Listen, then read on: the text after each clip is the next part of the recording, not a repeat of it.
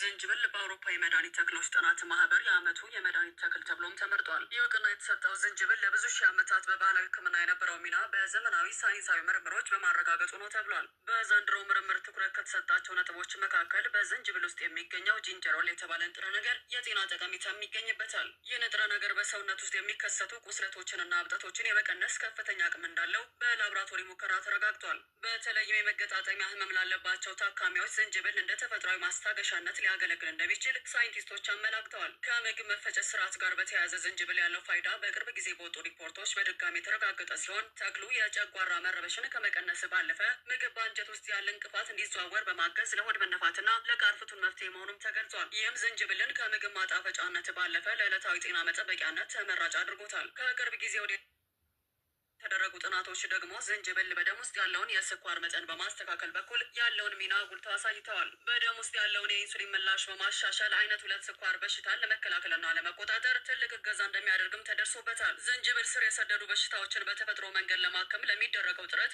አዲስ ተስፋ የፈነጠቀ ነው ተብሎለታል። በመጨረሻም ይህ ዓመቱ ተክል ምርጫ ህዝቡ ወደ ተፈጥሯዊ መድኃኒቶች ፊቱን እንዲያዞር ለማበረታታት ያለመ ነው ተብሏል። ይሁን እንጂ ባለሙያዎች ዝንጅብልን ለሕክምና ሲጠቀሙ በተለይ ነፍሰ ጡር እናቶችና ቀዶ ጥገና የሚጠብቁ ሰዎች ከሐኪም ዝንጅብል እንግዲህ ጂንጀር ኦፊሻሌ ነው የሚባለው የሳይንሳዊ መጠሪያው ዝንጅብል ኦፊሽናሌ ይባላል። ዝንጅብል እንግዲህ እንደተጠቀሰው ማቅለሽለሽን፣ የጨጓራ አንጀት ችግሮችን፣ ስር የሰደደ መቆጣትንና ኢንፍላሜሽን የሚባሉትን እና የሜታቦሊዝም መዛባትን ለማዳከም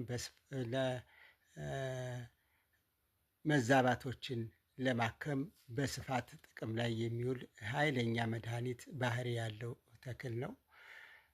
ዋነኛ የሕክምና ጥቅሞቹ ጂንጀርስ እና ሾጋሊንስ ከተባሉ ባዮ አክቲቭ ውህዶች የሚገኙበት በመሆኑ ነው። እነዚህ የማቅለሽለሽን የመከላከል፣ እብጠትን፣ መቆጣትን የመቀነስ እንዲሁም አንቲኦክሲደንት የመሆን ከፍተኛ አቅም አላቸው። በተካሄዱ ጥናቶች ዝንጅብል ለሚከተሉት ቀዳሚ የሕክምና አገልግሎቶች እንደሚጠቅም አረጋግጠዋል። ማቅለሽለሽን ለመከላከል ከእርግዝና የጠዋት ህመም፣ ከጉዞ ድካም፣ የማዞር እና ከኬሞቴራፒ ሕክምና ጋር ተያይዞ የሚመጣ ማቅለሽለሽን ለማስታገት እጅግ ውጤታማ እንደሆነ ጥናቶች ያመላክታሉ። የጨጓራ መውጫን በማነቃቃትና በአንጀት ውስጥ ያሉ የሴሮቲን ተቀባዮችን በመግታትም ይሰራል።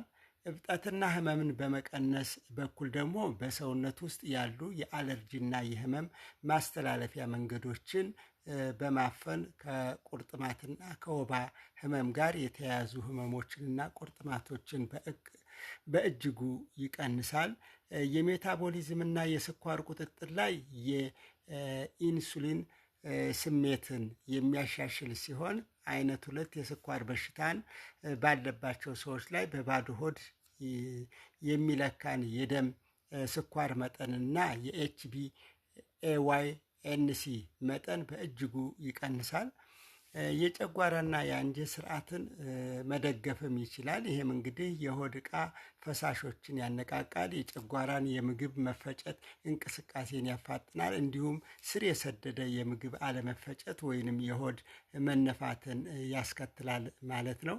እንግዲህ በጥናቶቹ እንደተረጋገጠው ጥቅም ላይ የዋለው የደረቀ ዝንጅብል ስሩ፣ ዱቄቱ፣ የተፈጨ ጥሬ ዝንጅብል ወይም ሻሂ ሲሆኑ መጠናቸውና የንጥረ ነገር ውስብስባቸው ደግሞ በውስጣቸው ይለያያል። ስለዚህ በውስጣቸው በእያንዳንዱ ያለውን ለይቶ መጠቀም ተገቢ ይሆናል። በተለይ ትኩስ የሆኑትን መጠቀም በጣም ጠቃሚ ነው። ዝንጅብልን በመጠቀም የሚከሰቱ የጎንዮሽ ጉዳቶችም አሉ። እንደተጠቀሰው መጠነኛ የጨጓራ ችግሮች፣ የቃጠሎ ስሜት፣ ግሳት፣ የሆድ ምቾት ማጣት እና የአፍ ውስጥ መቆጥቆጥን ሊያስከትል ይችላል። ከመድኃኒት ጋር ያለው መስተጋብርም ዝንጅብል ደምን የማቅጠን ባህሪም ሊኖረው ስለሚችል ደም ማቅጠኛ መድኃኒቶች ለምሳሌ ዋርፋሪን፣ አስፕሪን ወይንም የደም ግፊት መድኃኒቶችን የሚወስዱ ሰዎች በተለይም ከፍተኛ መጠን ያላቸው የዝንጅብል ተጨማሪዎችን ለመውሰድ ሲያስቡ የሕክምና ባለሙያ ማማከር ይገባቸዋል። ለነፍሰ ጡሮችም ለአጥቢዎችም እንዲሁ ትኩረት ሰጥቶና ያሉበትን ሁኔታ አይቶ መስጠት ያስፈልጋል ማለት ነው። እንግዲህ ዛሬ ዝንጅብል እንግዲህ በዚህ ደረጃ ጠቃሚ መሆኑን በዓለም ደረጃ የተረጋገጠ ስለሆነ ሁላችንም በቤታችን የምናገኘው ስለሆነ የተሰጡትን ማስጠንቀቂያዎች ትኩረት ሰጥተን ብንጠቀምበት ውጤታማ ልንሆን እንችላለን።